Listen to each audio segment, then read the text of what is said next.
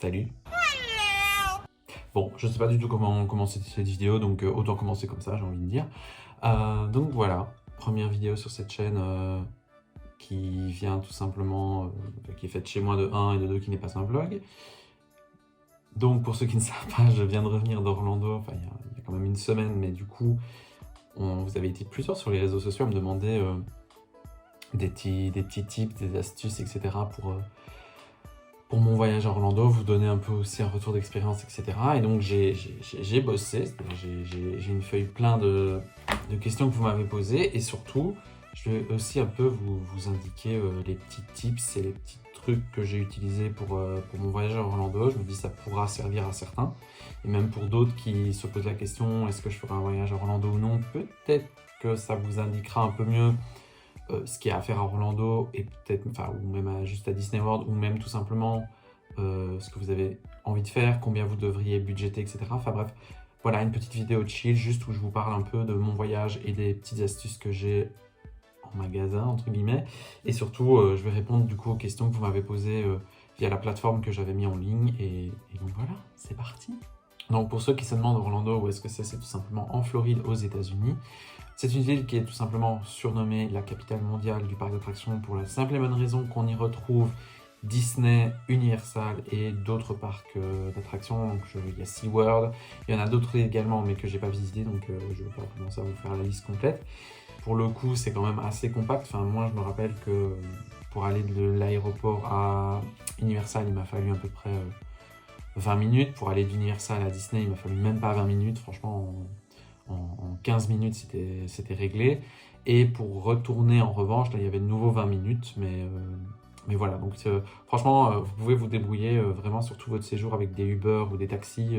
Vous n'êtes pas forcément obligé. Si vous n'allez faire que du parc à thème, vous n'êtes pas... Enfin, en tout cas, j'ai l'impression que vous n'êtes pas du tout forcé de prendre une location. En tout cas, ça ne nous a pas handicapé énormément. Il y a juste un moment, peut-être que j'expliquerai après, qui nous a handicapé. Mais en tout cas, voilà. Tout est compact, l'aéroport, puis vous avez Universal, puis vous avez Disney. Donc c'est vraiment l'un à côté de l'autre, pour le coup, assez pratique. Alors, deuxième question que beaucoup pourraient se poser si vous êtes en train de préparer un séjour à Orlando, c'est quand y aller. Et là, c'est la question hyper compliquée et que chacun doit répondre soi-même. En fait, parce que Orlando, il n'y a pas, je pense, de mauvaise saison pour y aller, mais forcément, il y a des hautes et des basses saisons. Donc, suivant le moment où vous allez choisir, la fréquentation va être différente. La fréquentation dans les parcs, je parle.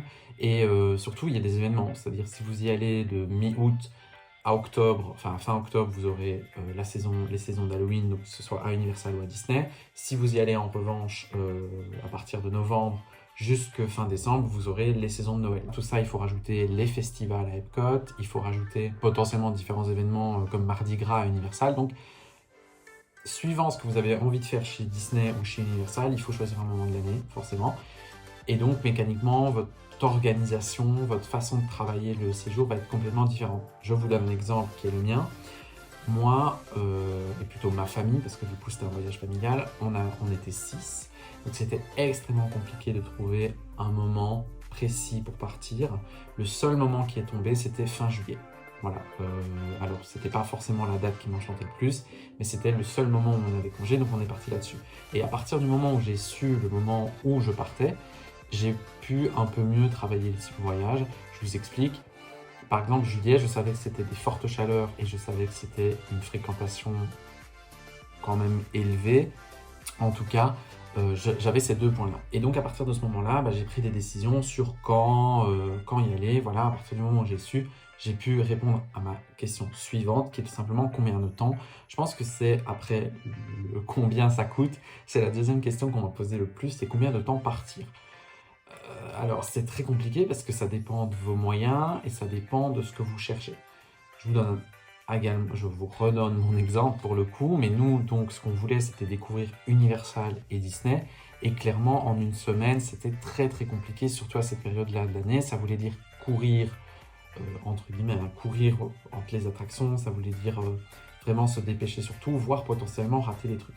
Comme c'était le gros voyage familial, je pense, je ne le referai pas aussi important, on a décidé d'y aller 2 semaines, de se dire on prend le temps de faire ce qu'on veut, et donc mécaniquement, on s'est retrouvé à 2 semaines parce qu'on s'est dit on veut faire Universal et Disney et on veut bien les faire. C'est-à-dire on veut non seulement voir les parcs, mais aussi découvrir un peu tout ce qu'ils ont à proposer. Donc 2 semaines, c'est, je trouve, le minimum si vous partez dans cette optique. Cependant, je pense qu'il y a d'autres techniques, et là je vais vous en parler parce que j'y ai réfléchi aussi en faisant mon séjour. Si on avait été moins que 6, et si, par exemple, si j'étais allé tout seul, ou si j'étais allé potentiellement avec 1 ou 2 autres personnes, là j'aurais peut-être pensé à faire un plan que j'avais prévu, comme ça je m'étais dit au cas où, si un jour je vais à Orlando, j'ai cette idée en tête, c'est potentiellement de ne faire que 7 jours, mais de prendre les coupes films. C'est-à-dire du côté de Disney, de prendre le Genie Plus, et du côté d'Universal, de prendre le Access, non, c'est à Disney, hein, je ne sais plus du tout comment s'appelle le coupe fil d'Universal, mais ils en ont un. Donc potentiellement, ça aurait été une solution. Si par exemple vous vous dites je fais 7 jours, de faire 7 jours, mais de rajouter ce plus qui est le coupe fil, ça peut potentiellement vous aider à mieux organiser votre séjour. Enfin, voilà, c'était une opinion, c'était un des plans que je m'étais donné au cas où je faisais Orlando tout seul. Mais là, comme j'étais dans ce cas-là où on était 6, et en plus de ça, où on se retrouvait en plein été, j'ai dit 14 jours c'est le minimum. Surtout qu'avec 14 jours, ça nous permet de profiter de notre hôtel à Disney, de profiter même de notre hôtel à Universal, parce qu'on a plus profité de notre hôtel à Universal que ce que je pensais. Et donc mécaniquement d'avoir plus des vacances plutôt que du parc d'attractions comme on connaît en Europe, où on va dans un parc, on finit le parc et puis on se barre. Là, c'était beaucoup plus vacances, c'était beaucoup plus, on a pu faire les parcs aquatiques, etc. Bref, c'était beaucoup plus soft. Alors ensuite, il y a une question qui est revenue, c'est combien d'argent? Et c'est la question la plus compliquée et je ne saurais jamais répondre à cette question. Parce qu'en fait, la question de l'argent à Orlando, elle détermine tout, et en même temps, ça dépend de tous vos choix. C'est-à-dire, je redonne l'exemple de mon séjour, on a décidé d'aller du côté d'Universal dans l'hôtel le moins cher, et du côté de Disney dans un hôtel moderate, donc c'est-à-dire pas les hôtels les moins chers qui s'appellent les Value chez Disney, mais pas non plus les Deluxe, je crois qu'ils s'appellent comme ça, donc c'est les hôtels les plus chers. Donc on est resté dans une tranche moyenne. Pour Disney, on a pris littéralement le moins cher chez Universal. Mais si on avait décidé chez Universal d'aller sur une autre gamme, et si Disney on était descendu, le prix du voyage changeait du tout au tout. Donc réellement, ça va dépendre de vos choix, ça va dépendre de votre budget, et les deux en fait s'entremêlent, et c'est comme des vases communicants en fait. Si vous bougez un, vous bougez l'autre, et potentiellement si vous bougez l'autre, vous bougez l'un. Donc c'est hyper important de faire des comparatifs. En fait, il n'y a que ça à faire, c'est faire des comparatifs, voir avec votre budget, voir ce que vous voulez mettre, voir la qualité que vous voulez derrière le produit. Parce que Orlando, il n'y a pas à dire, plus vous payez, plus vous avez des avantages, plus votre séjour potentiellement est agréable, entre guillemets. Vous pouvez être faut être honnête, vous pouvez être dans un hôtel de luxe, vous organiser n'importe comment et au final avoir un séjour catastrophique, alors que quelqu'un dans un hôtel value comme nous à Universal, on était hyper organisé, on savait ce qu'on voulait faire et ça s'est passé nickel chrome, vraiment il n'y a pas eu de souci. Autre question potentiellement qui pourrait revenir, qu'on m'a pas posée mais voilà, est-ce que c'est préférable les hôtels d'Universal et de Disney ou des hôtels à l'extérieur?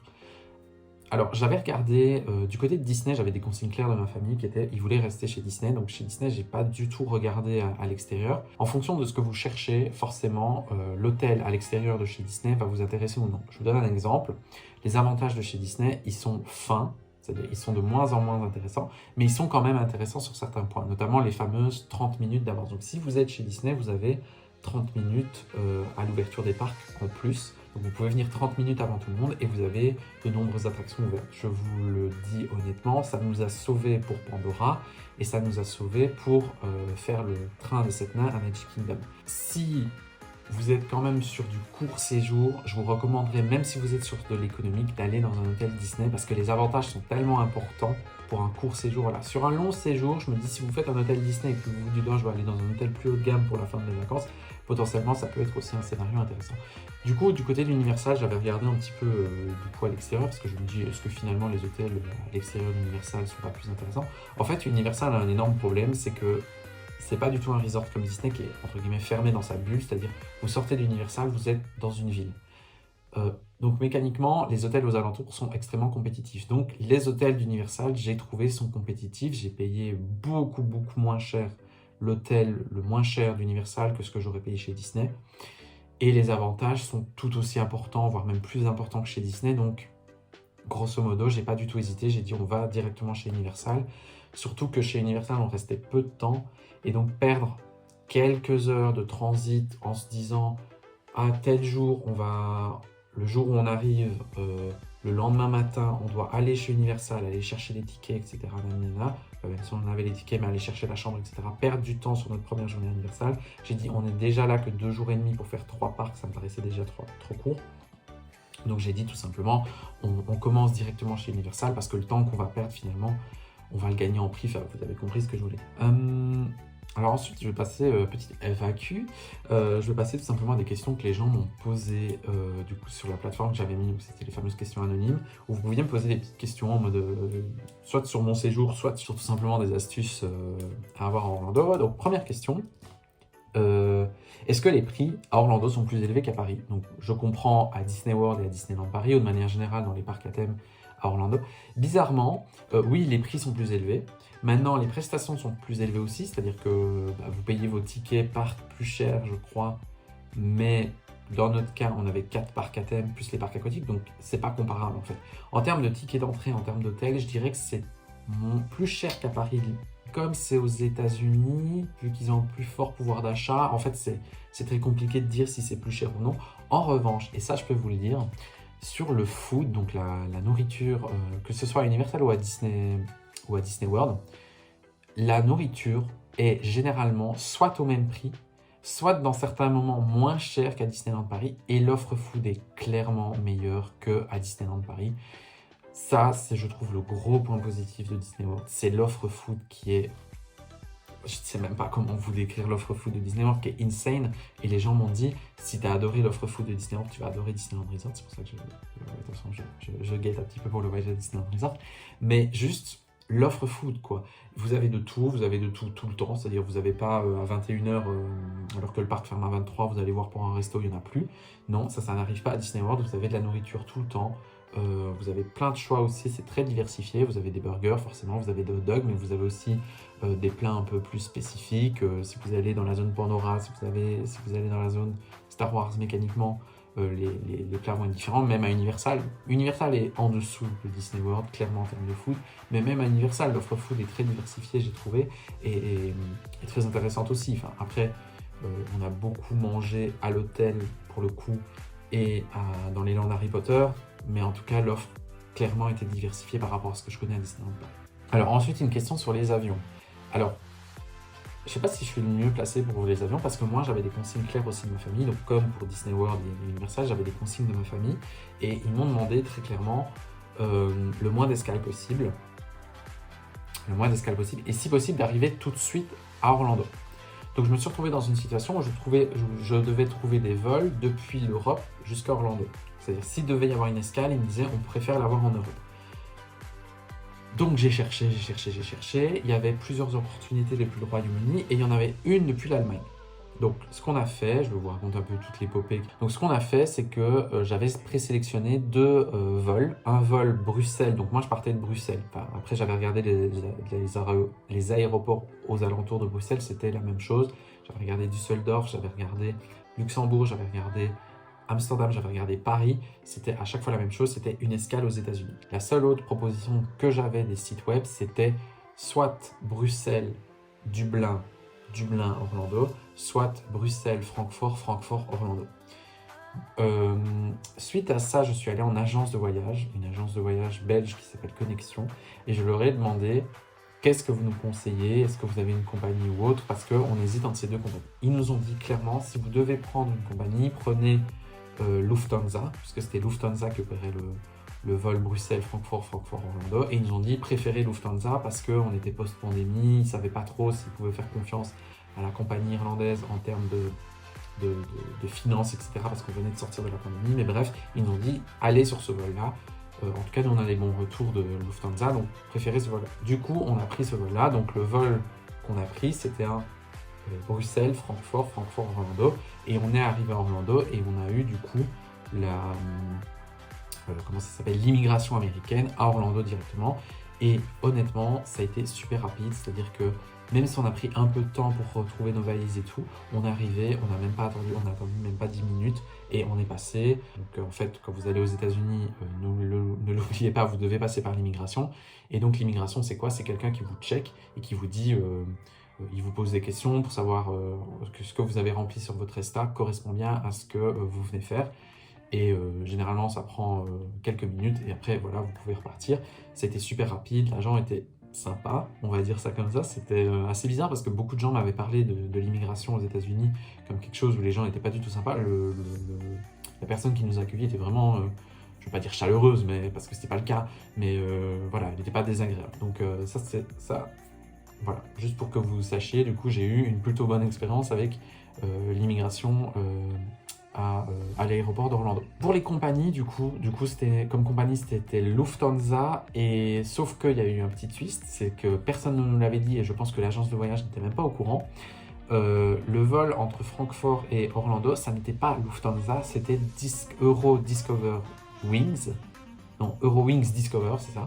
Eurowings Discover, et c'est une filiale en fait de Lufthansa. Donc petit bémol entre guillemets, c'était pas aussi bien que Lufthansa. Mais je ne vais pas me plaindre, enfin, pour le coup, il y a eu zéro problème. Si, un seul problème, c'était l'organisation qui est catastrophique. L'organisation du côté de Lufthansa ou de Eurowings, je ne sais pas lequel des deux a merdé, mais était catastrophique pour faire rentrer et sortir les gens de l'avion. C'était vraiment une catastrophe. En revanche, on a eu toutes nos valises, on n'a eu aucun problème là-dessus. Là aussi, on avait prévu notre coup, c'est-à-dire qu'on avait divisé nos valises, vu qu'on avait 6 valises, on avait divisé nos vêtements dans chaque. Mais clairement aucun problème sur les valises. Donc pour ceux qui me demandent le prix et quand est-ce que je les ai pris un an à l'avance, à peu près 11 mois. C'était en plein milieu du mois d'août, donc pour des vols juillet suivant, donc c'est quasiment un an. Et pour le prix, je pense qu'on a payé 830 €. Combien? 800 € Par personne, donc par billet, mais il y avait les valises comprises. Donc c'était 750 quelque chose, plus le prix des valises, ça nous est revenu à peu près 830, je pense. C'était peut-être un peu moins, peut-être 820, mais c'était dans ces horizons-là. Moi, j'étais déçu du prix. Je pensais que ça allait être beaucoup moins cher. Je pense qu'on serait dans les 500-600 €. Beaucoup des gens avec qui j'ai parlé m'ont dit « t'as fait une affaire ». Et c'est vrai qu'en regardant, ne serait-ce que quelques mois après, genre au mois d'octobre ou au mois de novembre, les prix étaient passés à 1000, 1100. Voilà, dites-moi si vous pensez vous, que 830 € c'est pas cher. Autre question qu'on m'a posée, tu es passé par où pour acheter les billets? Et je vais étendre cette question à tu es passé par où pour payer tes séjours? Donc j'ai parlé de l'avion, maintenant je vais vous parler de comment j'ai réservé mes séjours. Pour Disney World, j'ai pas hésité, j'ai pris le site irlandais. Donc pour ceux qui ne savent pas, en fait, Disney World a des sites en Europe. Ils ont un site allemand, un site européen, un site européen de manière générale qui est en anglais, un site britannique et un site irlandais. Il faut savoir que le site britannique et le site irlandais proposent les mêmes offres. C'est juste qu'un est en livres sterling, l'autre est en euros. Donc mécaniquement, si vous êtes européen, je vous conseille d'aller directement sur le site irlandais. Ils ont les mêmes offres et je pense que c'est les meilleures offres disponibles sur le marché de la part de Disney. C'est-à-dire qu'on a eu une offre de dingue. Je vais vous résumer un peu l'offre. 800 $ sur chaque chambre de crédit. On a eu une carte cadeau de 200 $ par chambre. Donc ça veut dire que sur chaque chambre, on avait quasiment 1000 $ d'avantages. Donc 1000 $ de cadeaux pour dépenser dans la nourriture, etc. On avait le Magic Maker, donc c'est l'équivalent du PhotoPass compris. C'est tout en fait. En filmant la vidéo, en fait, je me suis rendu compte que j'avais oublié quelque chose d'important à vous dire, c'est que sur le site irlandais et sur le site britannique, contrairement au site européen et contrairement au site allemand, vous avez une offre, pour que vous soyez au courant. Du coup, c'est une offre qui est quasiment permanente sur le site irlandais et sur le site britannique. Et c'est notamment une des raisons pour laquelle j'ai choisi le site irlandais et non le site européen. C'est parce qu'ils avaient ces fameux tickets 14 au prix de 7, et donc clairement c'est avantageux. Autre chose que je ne dis pas dans la vidéo, c'est le fait que ces fameux tickets, ils vous donnent accès aux 4 parcs à thème et aux 2 parcs aquatiques, ainsi qu'au service parc hopper. Donc c'est le fait de pouvoir passer d'un parc à l'autre à partir de 14 h. Donc voilà, retour à la vidéo. Mais déjà rien que les 3 premiers éléments, donc le Magic Maker, la carte cadeau plus les crédits sur la chambre, c'était un super bon avantage. J'avais calculé entre guillemets à combien ça nous revenait si on déduisait ça du prix de la chambre. C'est comme si on avait eu une réduction de 30% sur la chambre, donc ça valait la peine en fait. Ceux qui me demandent, j'ai réservé 1 an à l'avance, c'est pas une blague.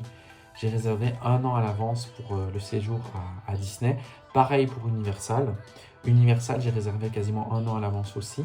Et j'avais réservé sur le site Attraction Ticket que je ne connaissais pas avant. C'est un site qui m'avait été recommandé par des Britanniques, en fait, par plusieurs sites et des vidéos, etc. britanniques qui parlaient du coup de voyager en Orlando. Ils m'avaient conseillé ce site web. Bon, il fallait bien trouver des billets pour Universal quelque part, puisque Universal, vous ne pouvez pas réserver les billets sur le site direct, puisque vous devez être aux États-Unis pour pouvoir le faire. Donc, soit vous passez par un VPN et vous les réservez sur le site Universal. Je peux vous dire, super service client. Réellement, zéro problème, tout était fluide, j'ai eu aucun moment donné. J'ai eu à un seul moment un problème sur ma réservation, c'est-à-dire que je n'arrivais plus à accéder à ma réservation sur le site internet. Et ce qui s'est passé, c'est que très très rapidement, je pense qu'ils ont vu que je restais un certain moment sur le site et j'ai eu une espèce de fenêtre, une espèce de bulle qui est arrivée avec quelqu'un du service client qui m'a demandé « Est-ce que je peux vous aider ? Est-ce que vous avez... » Voilà. Et je leur ai bêtement expliqué « Voilà, j'ai mon numéro de réservation, etc. Je n'arrive pas à accéder à ma réservation. » Ils m'ont posé quelques questions pour vérifier que j'étais bien la bonne personne derrière la réservation. Au bout de 5 minutes, ils m'ont réglé le souci. Donc super service client, Attraction Ticket. C'est un site que je ne connaissais pas. Et c'est un site, en fait, j'ai demandé à tous mes autres potes qui vont parfois en Californie, à Orlando, etc. Ils m'ont tous parlé d'Attraction Ticket. Voilà, donc si je dois vous recommander un site, en tout cas de mon expérience, c'est Attraction Ticket. Et le site irlandais de Disney aussi, super fluide, vraiment aucun problème. Alors, on m'a posé des questions en mode, est-ce que tu aurais des petits tips, des petites solutions pour réduire le prix de ton séjour? Comparer. Faites différents scénarios. Moi, j'ai passé des soirées entières à faire des scénarios. C'est-à-dire, est-ce que je reste 4 jours à Universal? Est-ce que je reste 3 jours? Est-ce que je reste 2 jours et demi? Est-ce que je reste 3 nuits à Universal? Est-ce que je reste 2 nuits? Est-ce que je reste qu'à Disney World et je vais à Universal en Uber? Faites des scénarios. C'est vraiment le truc qui vous aide le mieux à voir en termes de prix, en termes d'offres. Les différentes choses que vous pouvez avoir. Comparez les offres aussi sur Internet. Comme je dis, comparez Attraction Ticket, comparez le site de Disney et surtout essayez d'être le plus à l'avance possible. C'est potentiellement, je pense, le meilleur moyen aussi d'économiser parce que comme je vous l'expliquais, j'ai économisé potentiellement des centaines d'euros sur le billet d'avion par personne. L'offre, parce que j'avais vérifié, l'offre de Disney après était moins avantageuse, donc j'ai encore économisé 100 à 200 dollars sur mon offre à Disney grâce au fait que j'avais pris la première offre qui était tombée. Donc plus vous réservez à l'avance et plus vous vous organisez, plus vous avez des chances de faire des petites économies par-ci par-là, de faire, voilà. Autre moyen de faire des économies, je dirais, c'est aussi potentiellement, comme je le disais, de s'organiser. Parce que si vous vous organisez bien, vous n'aurez pas besoin de Genie+, vous n'aurez pas besoin d'être dans un hôtel à côté de Magic Kingdom, vous n'aurez pas besoin forcément d'être même dans un hôtel moderate comme moi j'étais. C'est-à-dire que si vous êtes dans un hôtel Value et que vous vous organisez super bien, vous pouvez avoir une meilleure expérience, comme je le disais, qu'une personne qui paye un hôtel super cher au Grand Floridian ou au Contemporary.